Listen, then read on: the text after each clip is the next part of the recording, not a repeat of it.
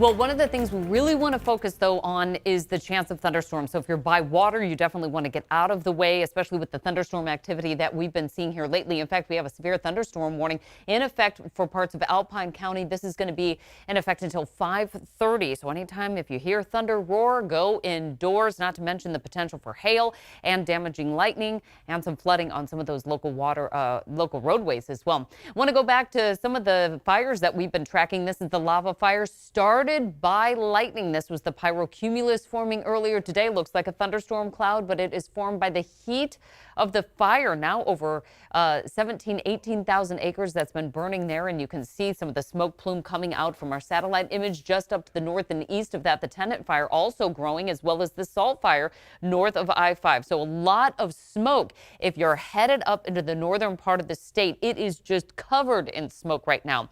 Dada fire, that's up to the north and east of Portola. Not quite as evident on satellite, but another one that we've been following.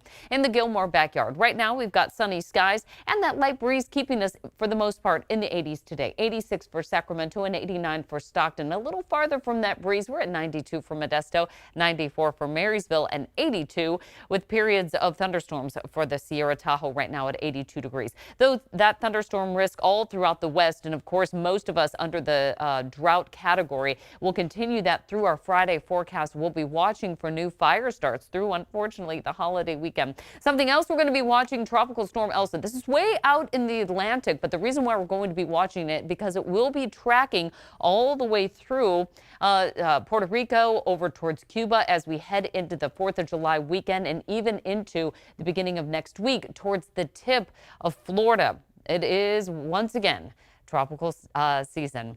As we head into our Friday forecast, highs will be in the 80s for the Tahoe Basin. We're in the 90s as we head into the foothills, and that includes 93 in Jackson, 91 for Forest Hill, 95 for Auburn, as well as Quincy. Out of the 100s, though, finally, for some parts of the foothills, we've been sitting right around the upper 90s to near 100 the past couple of days. We'll see that risk of thunderstorms all the way through the holiday weekend in the Tahoe region. So again, if you hear thunder roar, go indoors. Don't want to be out on the water when those thunderstorms start to develop throughout the high country. Highs will be in the 60s along the coast. We had so much drizzle there yesterday. It made the roads slippery, and some of that low cloudiness making its way inland through Fairfield. Our high tomorrow, 89 degrees. Closer to the Delta, we're going to keep those highs in the lower 90s, but the farther we are from that breeze, we're back into the upper 90s for Patterson and Turlock. That'll be the same case for Oroville, Yuba City, right back to right around 100. Colusa close to that as well. Woodland 98, 97 for Folsom, but that lake is so low, only about 30% full right now. Our 10-day forecast highs in the 90s through the holiday weekend and early next week.